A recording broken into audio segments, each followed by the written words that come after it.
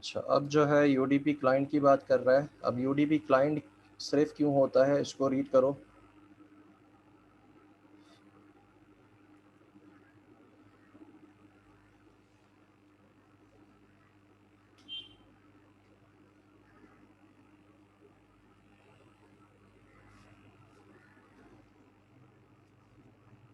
UDP client बेटा इसलिए नहीं होता कि जब आप कनेक्ट करते हो दो यूडीपी प्रोग्राम्स को, तो उसमें जो है दोनों, कभी सर्वर का एक काम कर रहा होता है, कभी दूसरा जो है सर्वर का काम कर रहा होता है, कभी एक क्लाइंट का काम कर रहा होता है, कभी दूसरा क्लाइंट का काम कर रहा होता है। अब यहाँ पे it is not a stable connection, क्योंकि जब भी आप कम्युनिकेशन कर रहे हो ज़रूरी नहीं है कि पूरा वक्त जो है आपका कनेक्शन इस्टेब्लिश्ड है। हो सकता है कि बीच में आपका एक प्रोग्राम बंद हो जाए, दूसरा प्रोग्राम सिर्फ खुला हुआ हो, और इसी तरीके से दूसरा वाला बंद हो सकता है, पहला वाला खुला हुआ हो। तो हम यहाँ पे किसी को सर्वर नहीं कह सकते। सर्वर का पर्पज़ क्या है कि वो हर वक्त जो है कम्युनिकेशन के दौरान अप रहेगा। तो अब यहाँ पे कोई भी सर्वर की तरह काम नहीं कर रहा, तो दोनों के दोनों हम क्या ट्रीट करेंगे, एज अ क्लाइंट। जिस वक्त पहला वाला अगर कनेक्ट बात कर रहा है, सेंड कर रहा है, तो पहला वाला जो है दूसरा वाला जो है सर्वर की तरह काम करेगा। और जब दूसरा वाला सेंड करेगा तो पहला वाला सर्वर की तरह काम करेगा। ठीक है। अच्छा, अब यहाँ पे जो है स्लाइड्स मेरे ख्याल से मिस हो गई हैं। अभी इसका कोड आ जाना चाहिए था। चलो, मैं कोड जो है आपसे जब करवाऊँगा तो उसी वक्त आपसे जो है इसे समझा दूँगा। अच्छा, अब जो है हमारे पास इसकी स्लाइड्स, एनपी की स्लाइड्स में जो है डीएनएस।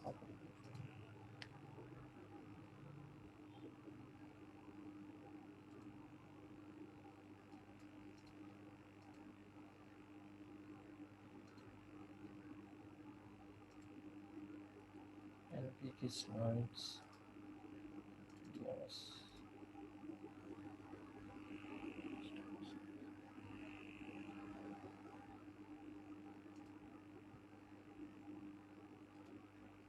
अच्छा, अब एक बच्चा जो है यहाँ पे रिक्वेस्ट कर रहा है कि कोड जो है वो लाइव करवाया जाए स्टेप बाय स्टेप, ताकि मेथड समझ में आ जाए। तो होगा ये बेटा कि मैंने जब इससे पहले नेटवर्क प्रोग्रामिंग पढ़ाया था तो उस वक्त मैंने लाइव करके दिखाया था। तो उसकी मैंने कुछ वीडियोस बना ली हैं। अब उन वीडियोस को मैं रन कर दूंगा, लेकिन स्टेप बाय स्टेप मैं समझाता जाऊंगा कि हर स्टेप पे मैं क्या कर रहा हूँ। तो बार बार जो है कोड करना मुश्किल हो जाता है, क्योंकि यहाँ पे जब पीसी के ऊपर टीम आपका वो भी चल रहा हो, जूम का। जी, मैंने कोड करवाया था, लेकिन उनसे बच्चों से नहीं करवाया, सिर्फ अपने पीसी पे जो है उनको वीडियोस मैंने चला के दे दी थी, तो वो वीडियोस उन्होंने देख ली थी। अब यहाँ पे ये करेंगे इस बार के वीडियोस को मैं अपने पीसी पे चलाऊँगा और स्टेप बाय स्टेप समझाता जाऊँगा। ऑडियो को हम बंद कर देंगे, जो मैंने उस वक्त डिस्क्राइब किया था उस ऑडियो को बंद कर देंगे। और अभी जो नरेशन होगा, मैं अभी का लाइव नरेशन आपको दूंगा ताकि आपको समझ में आता जाए। लेकिन स्टूडेंट से मैंने उस वक्त क्लास में नहीं करवाया, ना आप लोगों से करवाऊंगा, क्योंकि उसमें बहुत ज़्यादा फिर टाइम वेस्ट हो रहा है। तो ये पीएफ की क्लास या ओ की क्लास नहीं है, तो I don't think it is necessary कि हर बच्चे से कोड करवाया जाए। तो आपको अगर एक बार कोड करके समझा भी दें तो आपको जो है इतना ग्रिप है आई गेस कि अब आपको समझ में आ जाएगा। तो मैं सिर्फ कोड में मेरी तरफ चलेगा, आपकी तरफ नहीं चलेगा। ओके, तो अब यहाँ से हम नेक्स्ट लेक्चर अपना स्टार्ट करते हैं। अच्छा, अब कंप्यूटर नेम्स और उससे रिलेटेड हिस्ट्री, इसको रीड करो। कंप्यूटर नेम्स क्या होते हैं और उससे रिलेटेड हिस्ट्री क्या है, इसको रीड करें।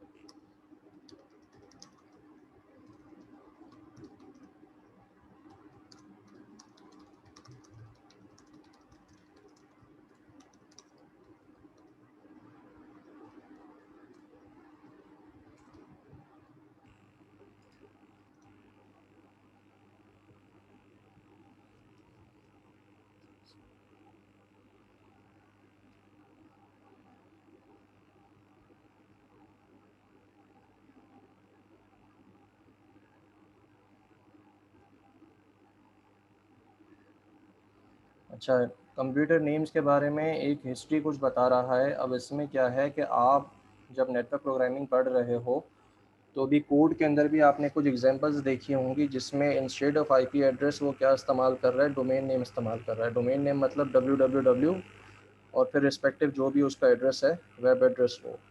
अब होता यह है कि जब आपके पास इंटरनेट को बनाया गया तो वहाँ पे इस चीज़ का ख्याल नहीं रखा गया कि ये जो है बढ़कर पूरी दुनिया में फैल जाएगा। तो उन्होंने जब बनाया तो उस वक्त उसका ख्याल सिर्फ आईपी एड्रेसेस के ऊपर रखा कि हमारे पास सिर्फ आईपी एड्रेस है, इस बेसिस पे कम्युनिकेशन हो जाएगी।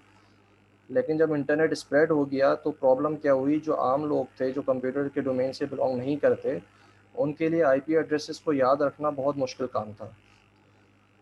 तो अब जब मुश्किल काम हो गया तो जो बड़ी बड़ी कंपनियां थीं जिनकी वेबसाइट्स थी, जिनके एड्रेसेस थे, उन्होंने जो है देखा कि यार हमारी आईपी एड्रेस जो है उसको याद करने में प्रॉब्लम हो रही है। तो उन्होंने कौन सा ऑप्शन सेलेक्ट किया कि अब आईपी एड्रेस को रिप्लेस कर दिया जाए बाय सम टेक्स्ट या कोई ऐसी स्ट्रिंग हो जिसको आसानी से याद रखा जाए।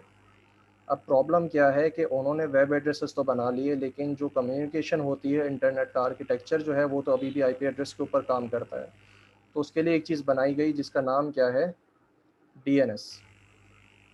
डीएनएस क्या करता है, आपका जो आईपी एड्रेस होता है उसकी और रिस्पेक्टिव जो आपका यूआरएल होता है, वेब एड्रेस या कोई भी एड्रेस, उन दोनों की मैपिंग जो है उसको जो है अपने पास याद रखता है।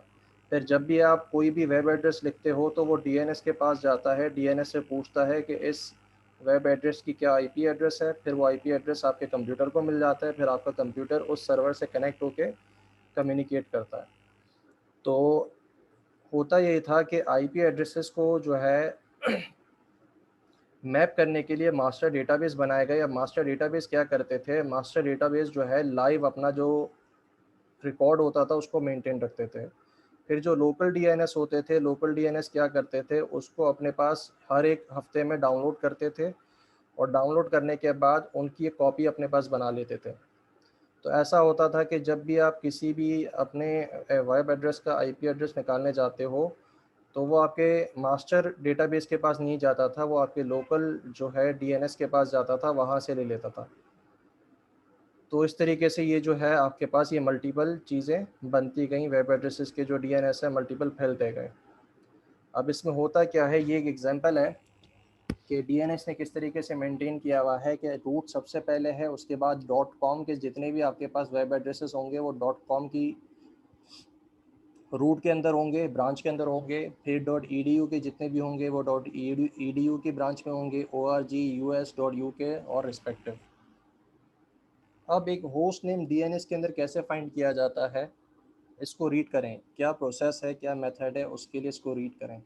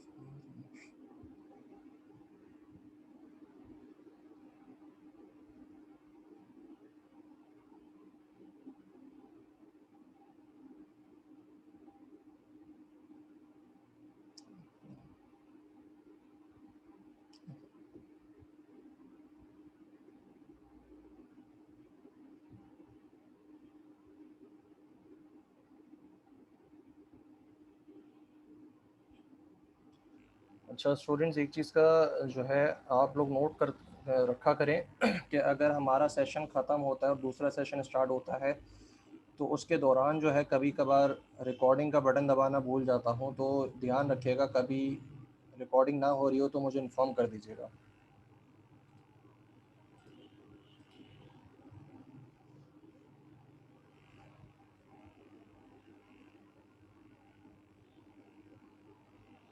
अच्छा, इसमें एक सिनेरियो बता रहा है कि अगर आप जो है एक डीएनएस से रिक्वेस्ट करना चाहते हैं तो किस तरीके से जो है पॉसिबल सिनेरियोज बन सकते हैं। तो सपोज़ करें कि तुम्हारा एक लोकल डीएनएस है जो कि तुम्हारा इंटरनेट वाला है उसके पास है।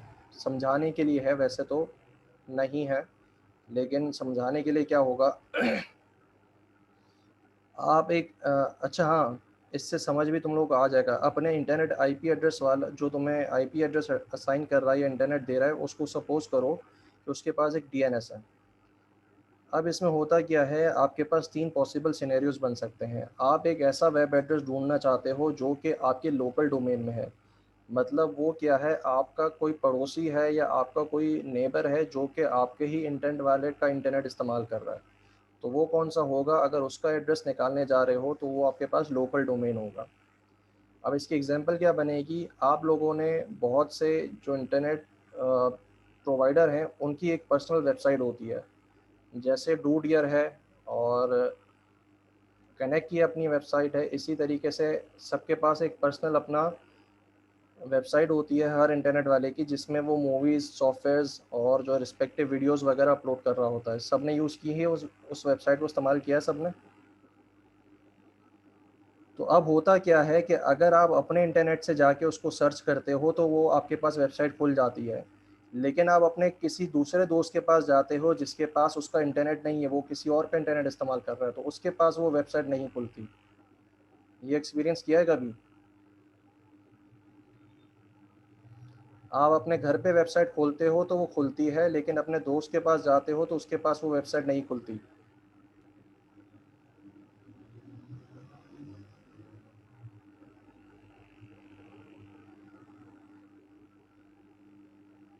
जी, तो ये किस वजह से होता है? वो इस वजह से होता है कि आप जिसको ढूँढ रहे हो वो सिर्फ़ उसके लोकल डोमेन में था, उसकी कॉपी किसी दूसरे डीएनएस ने नहीं बनाई, ठीक है? क्योंकि वो मास्टर डीएनएस में कॉपी नहीं हुआ था, इस वजह से वो किसी और डीएनएस के पास नहीं रहता, वो सिर्फ़ उसके लोकल डीएनएस के पास रहता है। दूसरा सिनेरियो क्या है? दूसरा सिनेरियो ये है कि आप एक रिमोट होस्ट ढूँढना चाह रहे हो, मतलब एक ऐसा वेब एड्रेस जो कि आपके लोकल डोमेन का नहीं है, वो बाहर किसी डोमेन का है और वो आपके लोकल डोमेन में नहीं है। इस वजह से जब आप उसको सर्च करोगे तो रिक्वेस्ट कहाँ जाएगी? सबसे पहले आपके डीएनएस के पास, फिर डीएनएस जो है वो क्या करेगा, मास्टर डीएनएस के पास जाएगा। मास्टर डीएनएस के पास उसकी कॉपी पड़ी होगी, वो वहाँ से डाउनलोड करेगा, फिर आपको मिलेगी। इसी तरीके से एक आपके पास रिक्वेस्ट का सिनेरियो ये भी बन सकता है कि आप जिसको ढूंढ रहे हो वो आपका लोकल होस्ट नहीं है, लोकल डोमेन में नहीं है, लेकिन रिमोट होस्ट है, लेकिन उसका जो वेब एड्रेस है उसकी कॉपी जो है आपके पास पड़ी हुई है, किसके अंदर? डीएनएस के, आपके लोकल डीएनएस के सर्वर के अंदर। तो ये 3 पॉसिबल सिनेरियोज़ हैं। अच्छा, तुम लोगों को डीएनएस के ऊपर इतने सारे सवाल आ गए, रुको। जो परचेज़ डोमेन होते हैं सेकंड वाले में, उसकी बात हो रही है। जी बिल्कुल, जो परचेज़ डोमेन होते हैं उसकी बात हो रही है सेकंड वाले में। पहले लोकल डीएनएस के पास जाएगा। जी बिल्कुल, पहले लोकल डीएनएस के पास जाएगा।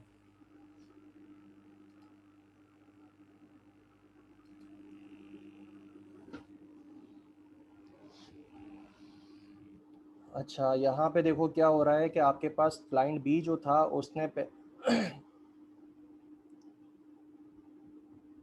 क्लाइंट जो ए था उसने सबसे पहले अपने डीएनएस सर्वर को कांटेक्ट किया, डीएनएस वाले ने उसको उसका आईपी एड्रेस दिया। फिर उस आईपी एड्रेस को मिलने के बाद अब क्लाइंट ए दोबारा रिक्वेस्ट भेज रहा है, लेकिन अब डीएनएस को नहीं भेज रहा, वो डायरेक्ट क्लाइंट से कनेक्ट कर रहा है। तो दिस इज़ द प्रोसेस। अच्छा, पहला सिनेरियो देख लेते हैं, जब आपके पास रिमोट होस्ट जो है वो, सॉरी दूसरा वाला है ये, जब आपका रिमोट होस्ट जो है लोकल डीएनएस सर्वर के ऊपर नहीं मिलता। इसको रीड करो सारे।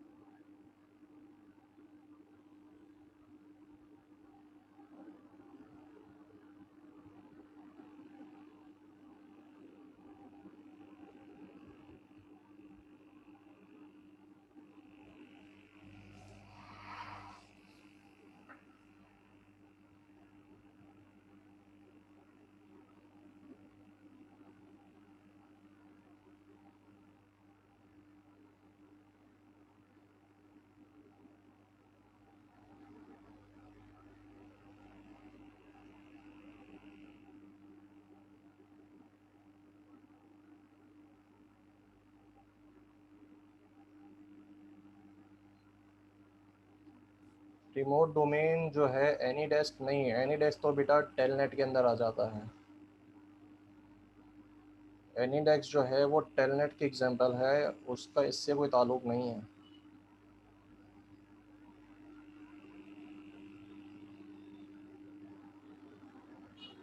अच्छा, अब यहाँ पे जो सिनेरियो नंबर 2 था हमारा, जिसमें हमारा जिसको हम ढूंढ रहे हैं आई वेब एड्रेस को, वो हमारा लोकल अगर हमारे डीएनएस पे नहीं है तो उसका प्रोसेस किस तरीके से करोगा।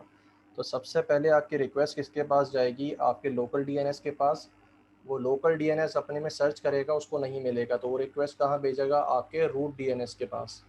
आपका रूट डीएनएस क्या करेगा, अपने अंदर सर्च करेगा और फिर जो रिस्पेक्टिव रिस्पॉन्सिबल ब्रांच होगी उसको वो जो है पास कर देगा रिक्वेस्ट। अब जो रिस्पॉन्सिबल ब्रांच होगी, सब ब्रांच होगी, वो अपने पास उसको सर्च करेगी और उसका जो एड्रेस होगा, आईपी एड्रेस, वो निकाल के किसके पास भेजेगी, दोबारा रूट डीएनएस के पास। फिर रूट डीएनएस क्या करेगा, दोबारा रिटर्न करेगा आपके लोकल डीएनएस को, फिर आपका लोकल डीएनएस आपको रिटर्न करेगा आपके क्लाइंट के पीसी को। तो ये प्रोसीजर है।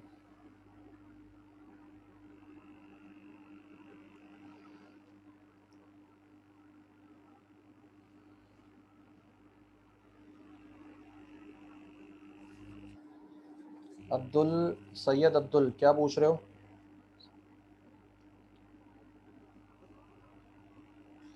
9194, तुम्हारी बात समझ में नहीं आई, क्या पूछ रहे हो?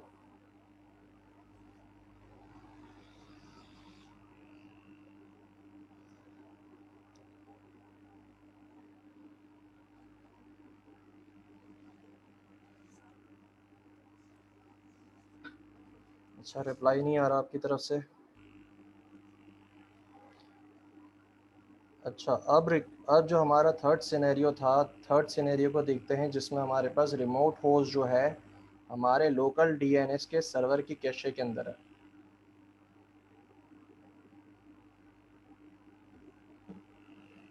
अब उसमें क्या होता है, इसको रीड करो।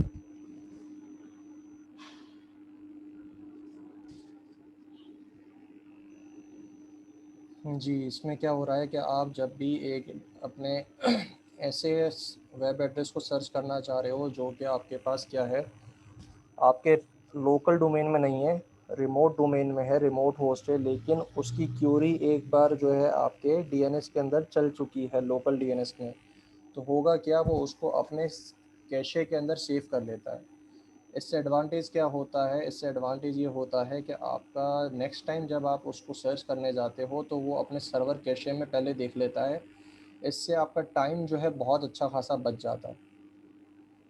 तो ये आपकी रिक्वेस्ट को जो है तेज़ कर देता है।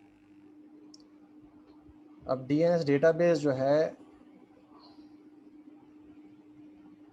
उसको स्टेब्लिश करने के लिए आपको कुछ रिसोर्सेज जो हैं उनको डिफ़ाइन करना पड़ता है। वो रिसोर्सेज क्या है, रीड करें इसको।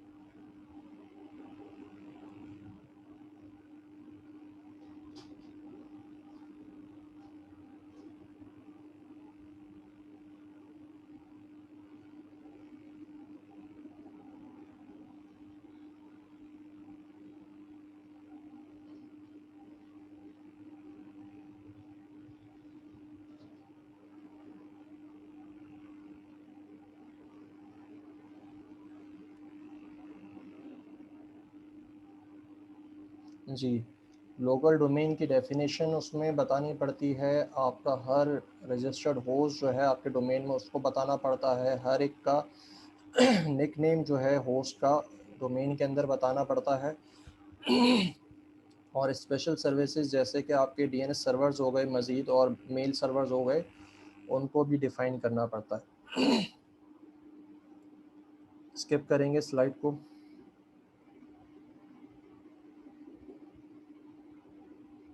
रीड कर लो इसको।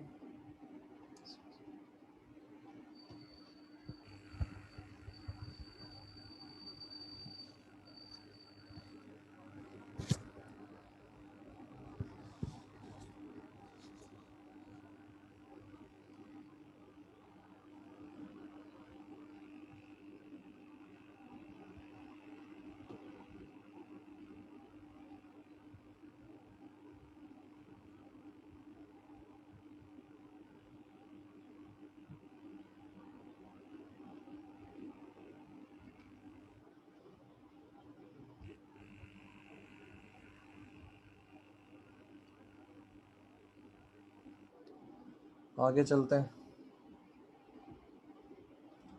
अच्छा, अब यहाँ से आपका जो प्रोग्रामिंग है वो ठीक ठाक अब शुरू हो जाएगी।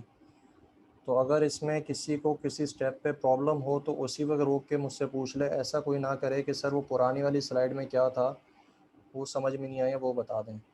तो जिस वक्त जो स्लाइड चल रही है उस पर फोकस रखें और उसी वक्त उसको रिजॉल्व कर लें, क्योंकि बार बार पीछे जाना जो है नेटवर्क प्रोग्रामिंग के कोर्स में बहुत ज़्यादा मुश्किलात पैदा कर देता है। तो कोशिश करें एक ही गो में जिस वक्त जो स्लाइड चल रही है वो समझ में आ जाए। नहीं आता तो उसी वक्त मुझसे पूछ लें। इसको रीड करें। अब आपका बेसिक सर्वर कैसे बनता है using raw sockets. Simple sockets, यहाँ पे हेल्पर क्लासेस को इस्तेमाल नहीं किया जाएगा, सिर्फ सॉकेट्स की क्लासेस को इस्तेमाल किया जाएगा। तो कैसे बनेगा उसको देखें। यहाँ पे एक एग्जांपल आपको दी हुई है।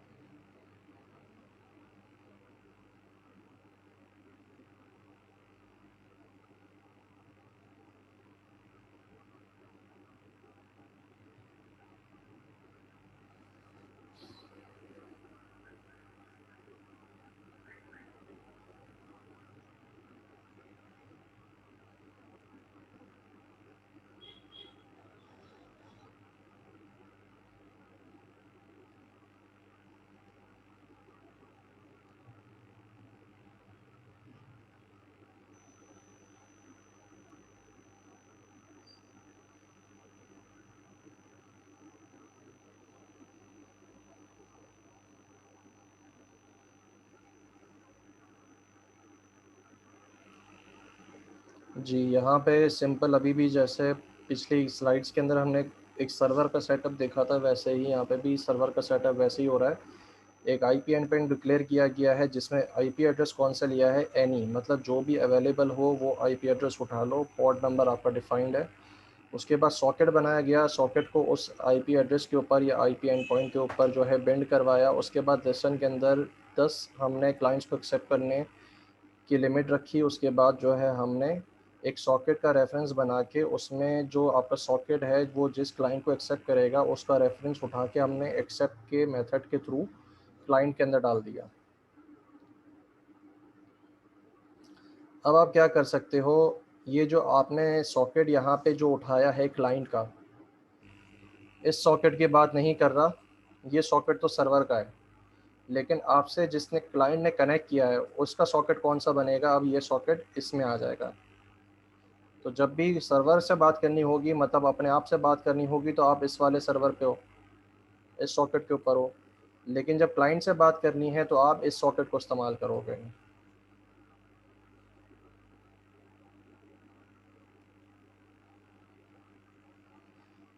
अच्छा, यहाँ पे एक स्टूडेंट पूछ रहे हैं कि सी और सी शार्प में यहाँ पे डिफरेंस क्या हुआ।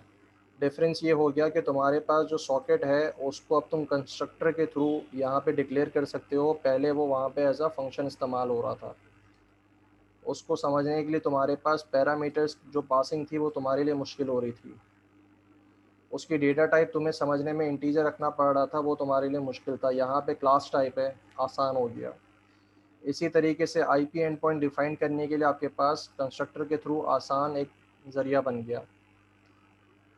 इसी तरीके से जब आप एक्सेप्ट करते थे तो यहाँ पे आपके पास जो है सॉकेट रेफरेंस नहीं आता था, वो एक इंटीजर रेफरेंस देता था। तो यहाँ पे सॉकेट रेफरेंस से काम करना और आसान है आपके लिए। रीड करें इसको।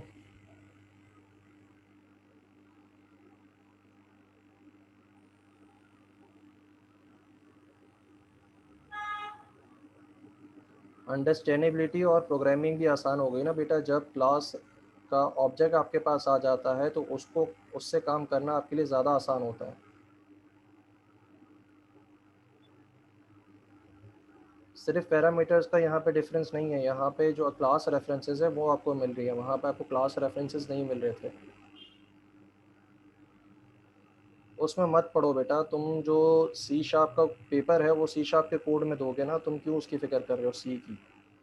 वो आपको एक बेसिक इंट्रोडक्शन देने के लिए बताया गया था। तुम सी शार्प पे फोकस रखो, अगर सी शार्प में कोई चीज़ समझ में नहीं आती तो वो उस पर पूछ लो। सी का अभी समझाना तुमको बहुत मुश्किल होगा। अच्छा, अब यहाँ पे फॉर्मल एक टीसीपी सर्वर बनाया गया है। याद रखें यहाँ पे देखो क्या क्या इस्तेमाल हो रहा है। डॉट नेट इस्तेमाल हो रही है, डॉट नेट सॉकेट इस्तेमाल हो रही है, डॉट टेक्स इस्तेमाल हो रहा है। उसके बाद आपने एक बफर एरे बनाया, बफर एरे के बाद आईपी एंड पॉइंट बनाया, आईपी एंड पॉइंट के बाद सॉकेट बनाया। उस सॉकेट के बाद उसको आपने बेंड किया, फिर आपने लिसन किया, फिर उसके बाद आपने एक क्लाइंट को एक्सेप्ट करवाया। क्लाइंट को एक्सेप्ट करवाने के बाद आपने क्या किया, यहाँ पे एक और आईपी एंड पॉइंट बनाया और उसमें आपने जो है किसको पास किया है, आपका जो क्लाइंट है उसका रिमोट एंड पॉइंट। मतलब जो क्लाइंट का आईपी एंड पॉइंट था, अब उसकी आईपी एड्रेस आपको चाहिए उससे कम्युनिकेट करवाने के लिए, तो आपने इसको पास किया इनटू आईपी एंड पॉइंट। और कैसे निकाला, आपका जो क्लाइंट है उसका रिमोट एंड पॉइंट से। फिर उसके बाद आपने क्या करा, एक स्ट्रिंग बनाई यहाँ पे, welcome to my test server. जैसे ही उसने कनेक्ट किया, आपने उसकी आईपी एड्रेस पकड़ा। आईपी एड्रेस लेने के बाद आपने एक स्ट्रिंग बनाई, उस स्ट्रिंग को कन्वर्ट किया बाइट्स के अंदर और उसके आईपी एड्रेस के ऊपर सेंड कर दिया। उसका जो रेफरेंस था यहाँ पे आपने इसको होल्ड किया था, उसके ऊपर इसको सेंड कर दिया। डन। अब यहाँ पे एक चीज़, अच्छा सॉरी यहाँ पे गलती हो गई, सॉकेट का रेफरेंस हमने इस्तेमाल किया है, आईपी एंड का जो रेफरेंस है वो इस्तेमाल नहीं किया। सॉकेट जो है उसका रेफरेंस आ रहा है, आपने सॉकेट को इस्तेमाल करते हुए डेटा सेंड किया है। और कौन सा डेटा सेंड किया है, जो कि आपने इस बाइट में कन्वर्ट किया था, जो कि इस स्ट्रिंग का बाइट था। ये प्रोग्राम क्लियर है। उसके बाद क्या हो रहा है, एक वाइल का लूप है, वाइल के लूप के बाद वो क्या कर रहा है, अब आपका कंटिन्यूसली वो मैसेज रीड करता जाएगा, जब तक मैसेज ज़ीरो ना मिले उसको, तब तक वो क्या करेगा, रीड करेगा और उसको राइट करेगा डेटा को। उसके बाद डेटा जो रीड किया था उसको दोबारा सेंड कर देगा। तो ये क्या हो रहा है, ये एक तरीके का एको सर्वर है। एको सर्वर क्या होता है, एको सर्वर एक ऐसा सर्वर होता है जिसको जो भी मैसेज दो वो रिटर्न में आपको वही मैसेज रिटर्न करता है। उसके बाद जैसे ही आपने उसको ज़ीरो पास किया, ज़ीरो पास करने के बाद वो क्या करेगा, आपका जो ज़ीरो मतलब यहाँ पे नल पास कर सकते हो, नल करने से ये ज़ीरो हो जाएगा। वो आपके इसको क्लोज़ करेगा और उसके बाद क्लोज़ करने के बाद सॉकेट को भी क्लोज़ कर देगा। अब इस प्रोग्राम में हो क्या रहा है, इसको रीड करें।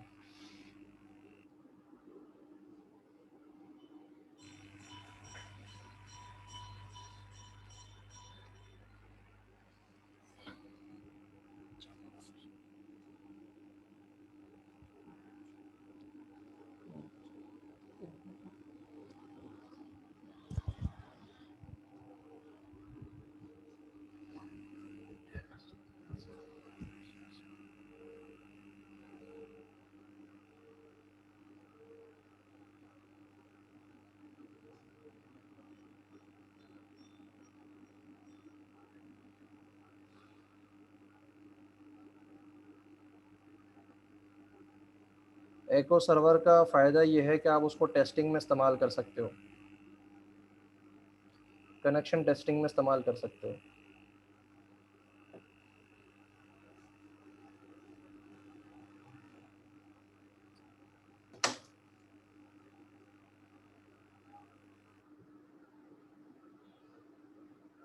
इसको भी रीड करो।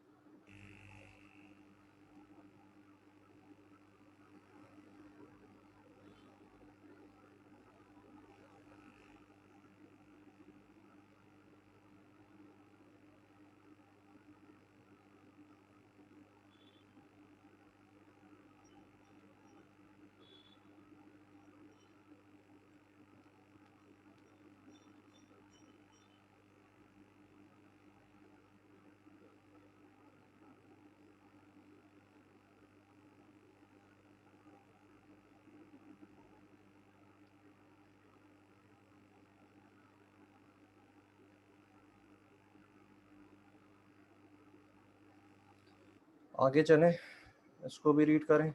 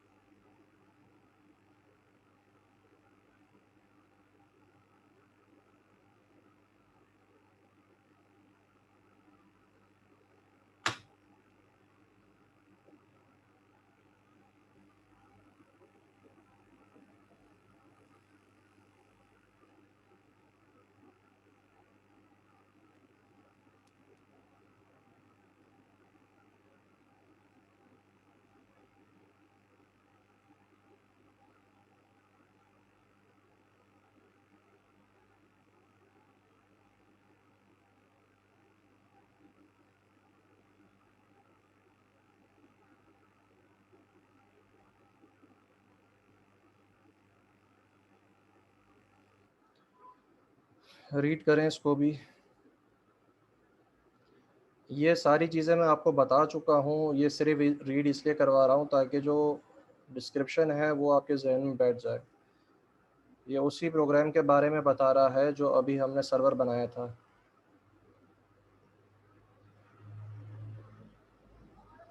इसको रीड जल्दी से करते जाएं ताकि हम आगे बढ़ें।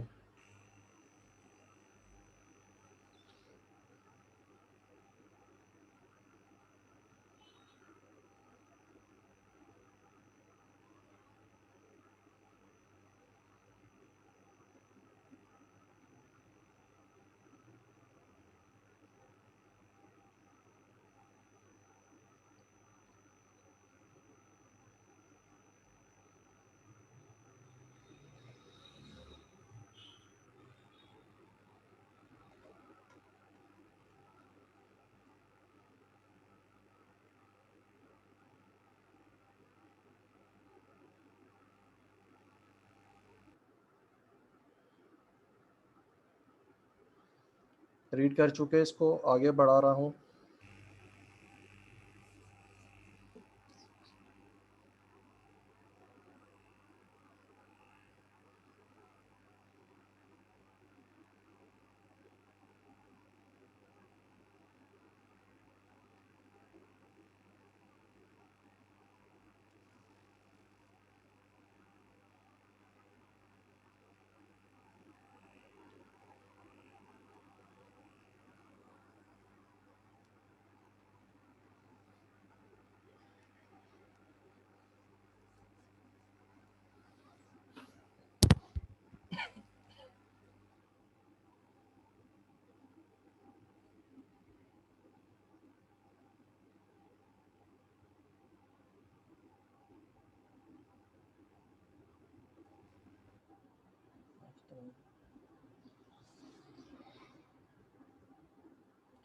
अच्छा, ये डेडलॉक के बारे में कुछ कह रहा है, इसको रीड कर लो।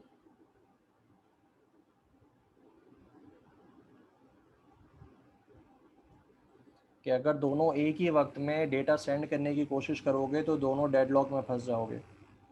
तो रिस्पॉन्स क्या होना चाहिए एको सर्वर का, पिंग पोंग की तरह, पहला एक रिसीव करेगा, फिर दूसरा सेंड करेगा, फिर दूसरा वाला रिसीव करेगा, फिर पहला वाला सेंड करेगा। तो ये एग्जांपल यहाँ पे वही है कि उसी स्निपेट को यहाँ पे इस्तेमाल किया गया है कि यहाँ पे जब तक आपके पास सर्वर सेंड कर रहा होता है तब आपके पास क्लाइंट रिसीव कर रहा होता है, जब रिसीव कर रहा होता है सर्वर तो आपके पास क्लाइंट जो है वो सेंड कर रहा होता है। इसको भी रीड करें।